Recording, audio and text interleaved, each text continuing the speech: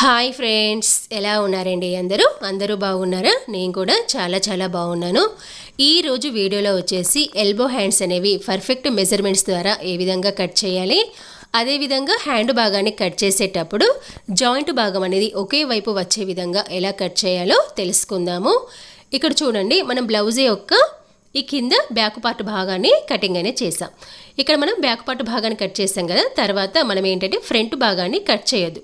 తర్వాత hands భాగాల్ని cutting అనేది చేసుకోవాలి. ఇక్కడ ఒక చివరి భాగాన బ్యాక్ పార్ట్ భాగాన్ని కట్ చేసాం కదా, ఇప్పుడు రెండో చివరి భాగాన హ్యాండ్స్ భాగాలను కటింగ్ అనేది చేసుకోవాలి. ఇక్కడ చూడండి, ఇది డబుల్ ఫోల్డ్ ఉంది కదా, ఈ ఓపెన్ ఉన్న భాగం అనేది మన వైపు వేసుకోవాలి. ఈ డబుల్ ఫోల్డ్ని మళ్ళీ డబుల్ ఫోల్డ్ అనేది వేసుకోవాలి, అంటే 4 మడతలుగా వేసుకోవాలన్నమాట. ఇలా ఈ విధంగా 4 మడతలుగా వేసుకోవాలి. ఇలా వేసుకున్న తర్వాత ఇక్కడ చూడండి, ఇక్కడ మనకి లెంత్ అనేది ఎంత ఉండాలో చూసుకోవాలి. ఈ భాగం వచ్చేసి ఇక్కడ మనకి ఇక్కడ ఏంటంటే లెంత్ వచ్చేసి 8 ఇంచులు అనేది ఉంది. ఇక్కడ చూడండి, ఇక్కడ మనకి లెంత్ అనేది 8 ఇంచులు అనేది ఉంది.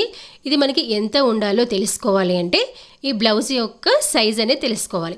ఇక్కడ బ్లౌజ్ యొక్క సైజ్ వచ్చేసి 36 సైజ్ అన్నమాట. ఈ 36 సైజుని మనము 4 భాగాలుగా గనక చేసుకున్నట్లయితే మనకి ఇక్కడ 9 ఇంచులు అనేది వస్తుంది. ఈ 9 ఇంచులకి -1 ఇంచు అనేది చేసుకోవాలి, అంటే 1 ఇంచు అనేది తీసేయాలి. తీసేస్తే ఇక్కడ మనకి 8 ఇంచులు అనేది వస్తుంది. అంటే ఇక్కడ మనకి లెంత్ అనేది 8 ఇంచులు ఉండాలి. ఇక్కడ చూడండి, ఇక్కడ మనకి కరెక్ట్గా 8 ఇంచులు ఉంది. మరి దీనికి మనము ఎక్స్ట్రా ఖర్చు భాగం అనేది తీసుకోవాలి కదా, అంటే 2 ఇంచులు అనేది కలుపుకోవాలన్నమాట. అంటే ఇక్కడ మనకి మొత్తము 10 ఇంచులు అనేది ఉండాలి. సేమ్ ఇదే విధంగా కట్ చేసుకున్నట్లయితే మనకి ఇక్కడ జాయింట్ అనేది 2 వైపులా వస్తుందన్నమాట. అంటే ఒక హ్యాండ్ భాగానికి ఒక చివరి వైపు, మరొక చివరి వైపు, ఇలా 2 వైపులా వస్తుంది. అలా 2 వైపులా కాకుండా ఒకే వైపు మనకి జాయింట్ అనేది రావాలి అంటే ఇలా ఈ విధంగా మనము ఫోల్డింగ్ అనేది చేసుకోవాలి. ఇలా క్లాత్ భాగాన్ని విధంగా పైవైపు జరుపుకొని ఇక్కడ మనకి లెంత్, దీన్నే మిడిల్ లూజ్ అంటారు, ఇలా 10 ఇంచులు ఉండే విధంగా చూసుకోవాలి. ఇలా చూసుకున్నట్లయితే మనకి జాయింట్ అనేది ఒకవైపు మాత్రమే వస్తుంది, అంటే ఒక హ్యాండ్ భాగానికి ఒకవైపు మాత్రమే వస్తుంది.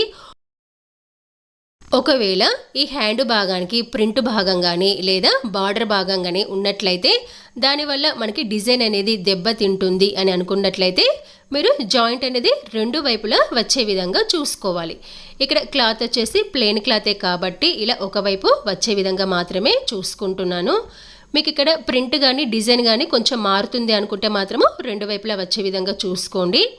ఇలా ఈ విధంగా చూసుకున్న తర్వాత ఇలా చివరి భాగాన లెవెలింగ్ కోసము ఈ విధంగా మార్కింగ్ పెట్టుకొని ఇప్పుడు మార్కింగ్ పెట్టిన భాగాన్ని కటింగ్ అనేది చేసుకోవాలి. చేసుకున్న తర్వాత ఇప్పుడు ఎల్బో హ్యాండ్స్ అనేవి ఏ విధంగా కట్ చేయాలో చూద్దాము. ఇక్కడ ఎల్బో హ్యాండ్ యొక్క లెంత్ వచ్చేసి 10 నుంచి 12 ఇంచుల వరకు కూడా తీసుకోవచ్చు. ఇక నేను ఏంటంటే ఖర్చు భాగంతో సహా 11.5 ఇంచులకి ఈ విధంగా మార్కింగ్ అనే పెడుతున్నాను. ఇలా ఈ విధంగా మార్కింగ్ అని పెట్టుకున్న తర్వాత ఇప్పుడు పెట్టిన మార్కింగ్ భాగాన్ని ఈ విధంగా కలుపుకోవాలి. ఇలా ఈ విధంగా కలుపుకున్న తర్వాత ఇప్పుడు మనం దీనికి హ్యాండ్ యొక్క కర్వ్ భాగం అనేది తీసుకోవాలి. ఇక్కడ హ్యాండ్ యొక్క కర్వ్ భాగం వచ్చేసి ఇలా 3 ఇంచులకి ఈ విధంగా మార్కింగ్ అని పెట్టుకోవాలి. ఇలా 3 ఇంచులకి మార్కింగ్ పెట్టుకొని ఇప్పుడు పెట్టిన మార్కింగ్ భాగాన్ని ఒక లైన్ అనేది తీసుకోవాలి. ఇలా 3 ఇంచులకు మార్కింగ్ పెట్టుకున్నాం కదా, దీనిపైన ఒక లైన్ అనేది తీసుకోవాలన్నమాట. ఇలా ఒక లైన్ అనేది తీసుకున్న తర్వాత దీనిపైన మిడిల్ లూజ్ మార్కింగ్ అనేది పెట్టుకోవాలి. ఇక మీకు ఇంతకుముందు చెప్పాను కదా, ఇప్పుడు హ్యాండ్ యొక్క మిడిల్ లూజ్ వచ్చేసి 8 ఇంచులు అన్నమాట. ఇలా 8 ఇంచులకి మార్కింగ్ అని పెట్టుకోవాలి. ఈ కింది భాగం వచ్చేసి ఎక్స్ట్రా ఖర్చు భాగం, ఇది మనకి స్ట్రైట్గానే ఉండాలి, క్రాస్గా ఉండకూడదు. ఇలా మార్కింగ్ అని పెట్టుకున్న తర్వాత ఇలా స్టార్ట్ 1 ఇంచ్ అనేది స్ట్రైట్గా వచ్చి ఇక్కడ నుంచి మనము కర్వ్ భాగం అనేది తీసుకోవాలి. తర్వాత ఎక్స్ట్రా ఖర్చు భాగం అనేది స్ట్రైట్గా ఉండాలి.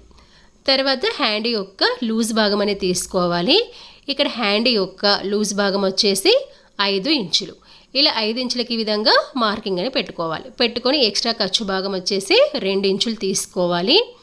ఇక్కడ గమనించండి, మీరు హ్యాండ్ లూజ్కి మిడిల్ లూజ్ కలవాలి, ఎక్స్ట్రా ఖర్చు భాగానికి ఎక్స్ట్రా ఖర్చు భాగం కలవాలి. ఇలా కలిసే విధంగా మార్కింగ్ భాగాన్ని కలుపుకోవాలి. ఇలా ఈ విధంగా 2 మార్కింగ్ భాగాలను ఈ విధంగా కలుపుకోవాలి. ఇలా ఈ విధంగా మార్కింగ్ అని పెట్టుకున్న తర్వాత ఇప్పుడు పెట్టిన మార్కింగ్ భాగాన్ని కటింగ్ అనేది చేసుకోవాలి.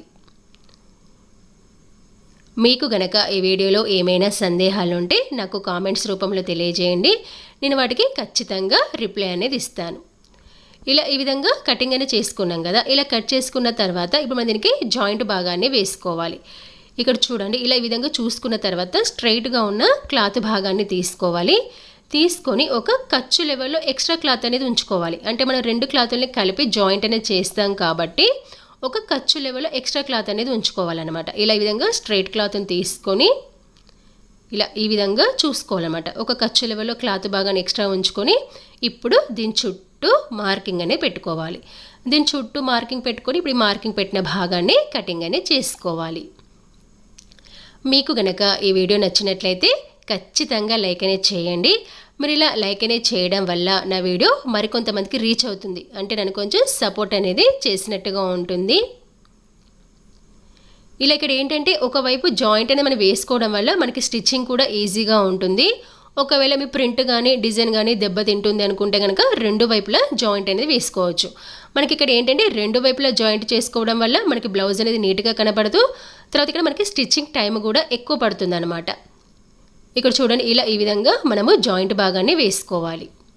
ఇలా వీడియోలో చూపిస్తున్న విధంగా ఇలా ఈ విధంగా హ్యాండ్ భాగాన్ని కట్ చేసుకున్న తర్వాత ఇప్పుడు ఏంటంటే మన హ్యాండ్ యొక్క ఫ్రంట్ డీప్ భాగాన్ని కట్ చేసుకోవాలి. ఇక్కడ హ్యాండ్ యొక్క ఫ్రంట్ డీప్ భాగాన్ని కట్ చేసుకోవడానికి ఇక్కడ చూడండి, ఇక్కడ 1 ఇంచ్ వరకు స్ట్రైట్గా వచ్చి ఒక 1/2 ఇంచు లోపల వైపుకు మార్కింగ్ అనేది పెట్టుకోవాలి. అలా ఎక్కడి వరకు అంటే మనం 8 ఇంచులు పెట్టాం కదా, అంటే ఎక్స్ట్రా ఖర్చు భాగం ఉంది చూస్తారా, అక్కడి వరకు అనమాట. ఇలా 1/2 ఇంచు లోపల వైపుకి ఈ విధంగా మార్కింగ్ అనేది పెట్టుకోవాలి. ఇలా పై 2 లేయర్లు పై వైపుకు అనుకొని ఇలా పై 2 లేయర్లు ఉన్నాయి కదా, దీని మీద పై వైపుకు అనుకొని ఇక్కడ హ్యాండ్ యొక్క ఫ్రంట్ డీప్ భాగాన్ని కటింగ్ అనేది చేసుకోవాలి. ఇది ఎప్పుడు కానీ మనం స్టిచ్చింగ్ చేసేటప్పుడే కట్ చేసుకోవాలి. అప్పుడు మనం ఏంటంటే కన్ఫ్యూజ్ అనేది కాకుండా ఉంటాము.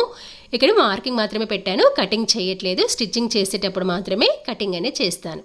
ఇలా ఎంతో ఈజీగా ఎల్బో హ్యాండ్స్ని పర్ఫెక్ట్ మెజర్మెంట్స్ ద్వారా కటింగ్ అనేది చేసుకోవచ్చు. అదేవిధంగా హ్యాండ్ భాగానికి ఒకే వైపు జాయింట్ వచ్చే విధంగా కూడా కటింగ్ అనేది చేసుకోవచ్చు. మీకు ఈ వీడియో నచ్చిందని అనుకుంటున్నాను. మీకు గనుక ఈ వీడియో నచ్చినట్లయితే లైక్ చేయండి, షేర్ చేయండి, సబ్స్క్రైబ్ చేయడం మాత్రం మర్చిపోకండి.